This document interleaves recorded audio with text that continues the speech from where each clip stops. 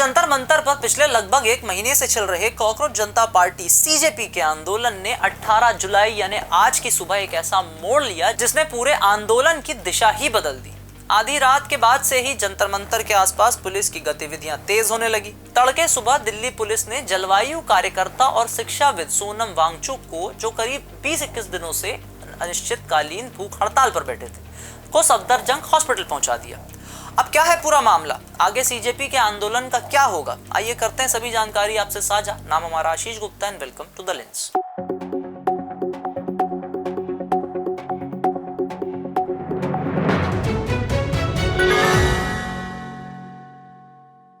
Police का कहना था कि सोनम वांगचुक की तबीयत लगातार बिगड़ रही थी। डॉक्टर ने तत्काल अस्पताल ले जाने की सलाह दी थी और अदालत के निर्देशों का पालन किया गया, लेकिन किस प्रकार पालन किया गया इसके विजुअल्स इंटरनेट पर भरे हुए हैं। वहीं दूसरी तरफ सीजेपी और प्रदर्शनकारियों ने आरोप लगाया कि सादे कपड़ों में पहुंचे लोगों ने मेडिकल टीम बनकर उन्हें वहां से हटाया और यही वह क्षण था जब आंदोलन की सबसे मजबूत नैतिक ताकत सोनम वांगचुक जंतर मंतर से अलग हो गए। इसके कुछ विजुअल्स तेजी से वायरल हुए।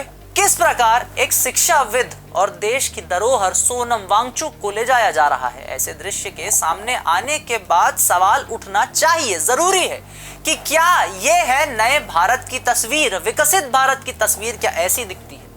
आपके विचार इस रवैये को लेकर जो भी हो, हमारे कमेंट सेक्शन खुले हैं। अपनी जो भी राय है, अपना जो भी कमेंट है हमारे सेक्शन पे आके जरूर लिखें।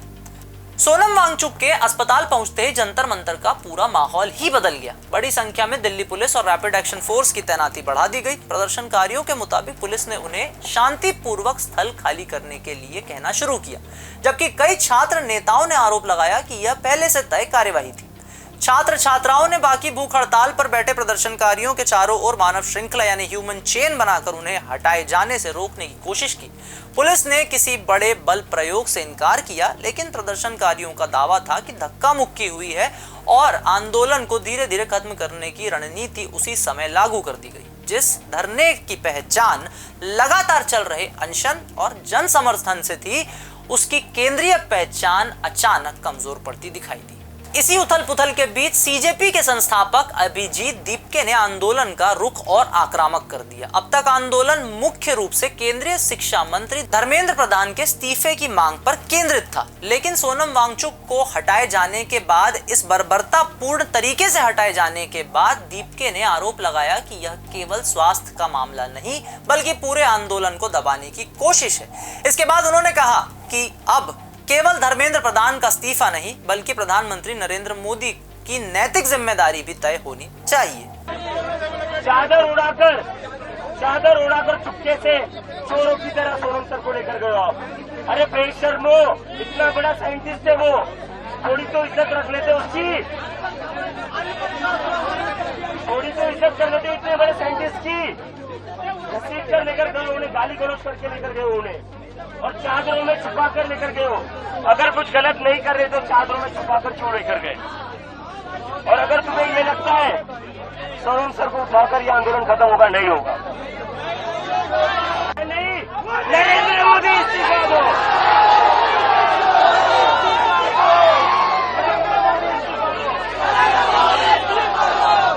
और मैं एक चीज कहना चाहता हूँ, आज तक हम धर्मेंद्र प्रधान का इस्तीफा मांग रहे थे नीट में जिन बच्चों की आत्महत्या हुई उनके जिम्मेदारी के लिए, लेकिन आज जो घिनौनी, आज जो नीच हरकत करी है सरकार ने, अब हम नरेंद्र मोदी का इस्तीफा मांगेंगे। आंदोलन के मंच से यह सबसे बड़ा राजनीतिक संदेश था। साथ ही 20 जुलाई को प्रस्तावित चलो संसद मार्च को हर हाल में निकालने का ऐलान दोहराया गया। समर्थकों ने इसे आंदोलन के अगले चरण की घोषणा बताया, जबकि आलोचकों ने इसे संघर्ष के राजनीतिक विस्तार के रूप में देखा। घटनाक्रम यही नहीं रुका। कुछ ही समय बाद प्रदर्शन स्थल पर उस समय अफरा तफरी मच गई जब एक महिला ने अभिजीत दीपके पर नीली स्याही फेंक दी। वीडियो कुछ ही मिनटों में सोशल मीडिया पर तेजी से वायरल हो गए।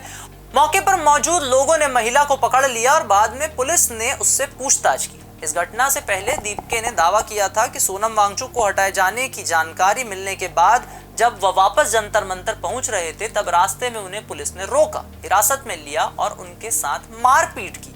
हालांकि पुलिस ने इन आरोपों की पुष्टि नहीं की है और इन आरोपों की पुष्टि द लेंस भी नहीं करता है, लेकिन जो इंटरनेट और जानकारी के माध्यम से प्राप्त हुआ वो हम आपके सामने रख रहे हैं। स्याही फेंके जाने के बाद दीपके ने सोशल मीडिया पर प्रतिक्रिया देते हुए लिखा, ब्लू इज माई कलर, जय भीम। लेकिन राजनीतिक रूप से यह घटना आंदोलन के लिए एक और बड़ा झटका साबित हुई। दरअसल 18 जुलाई की घटनाएं अचानक नहीं हुई। पिछले कई दिनों से सीजेपी लगातार आरोप लगा रहा था कि प्रदर्शनकारियों को पानी, शौचालय और बुनियादी सुविधाएं नहीं दी जा रही है। बारिश में तिरपाल लगाने से रोका गया, आने जाने वालों की जांच की जा रही है और आंदोलन को धीरे धीरे कमजोर करने का एक बहुत ही स्ट्रेटेजिक रोड मैप बनाया गया। मुफ्त पुस्तकालय लगाए जाने के दौरान किताबें हटाने और छात्रों के साथ दुर्व्यवहार के भी आरोप लगाए गए। दूसरी ओर दिल्ली पुलिस लगातार यही कहती रही कि सभी कार्यवाही कानून, सुरक्षा और स्वास्थ्य संबंधी कारणों से की जा रही है, लेकिन 18 जुलाई की सुबह पहली बार वे सभी विवाद एक ही दिन में एक साथ सामने आते दिखाई दिए। पहले भूख हड़ताल का चेहरा हटाया गया, फिर धरना स्थल खाली कराने की प्रक्रिया तेज हुई, फिर आंदोलन के प्रमुख नेता पर हमला हुआ और पूरे आंदोलन की दिशा अचानक से बदल गई। बीते 12 घंटों की घटनाओं ने साफ कर दिया कि जंतर मंतर पर यह आंदोलन अपने सबसे कठिन दौर में पहुंच चुका है। जिस धरने की पहचान लंबी भूख हड़ताल, छात्रों की भागीदारी और नैतिक दबाव से बन रही थी, उसकी सबसे बड़ी प्रतीकात्मक ताकत अब धरना स्थल पर मौजूद नहीं है। इसके बाद नेतृत्व पर विवाद, स्याही कांड और भारी पुलिस मौजूदगी ने आंदोलन की गति को और प्रभावित किया। हालांकि सीजेपी का दावा है कि आंदोलन खत्म नहीं हुआ है और 20 जुलाई को चलो संसद मार्च पहले से भी बड़े स्तर पर होगा। वहीं पुलिस का कहना है कि उसकी हर कार्यवाही कानून और स्वास्थ्य संबंधी जिम्मेदारियों के तहत की गई है। फिलहाल इतना तय है, 18 जुलाई की घटनाएं इसकी सबसे बड़ी टूटन के रूप में याद रखी जाएंगी। तो ये थे बीते 24 घंटों में जो कुछ सीजेपी के प्रोटेस्ट में हुए, सीजेपी के जंतर मंतर के आंदोलन में जो कुछ भी चीजें देखी गई, उस पे एक विस्तृत खबर। वीडियो अगर आपको पसंद आई हो तो इसे लाइक करें, शेयर करें, चैनल को फॉलो, सब्सक्राइब करना ना भूलें। धन्यवाद।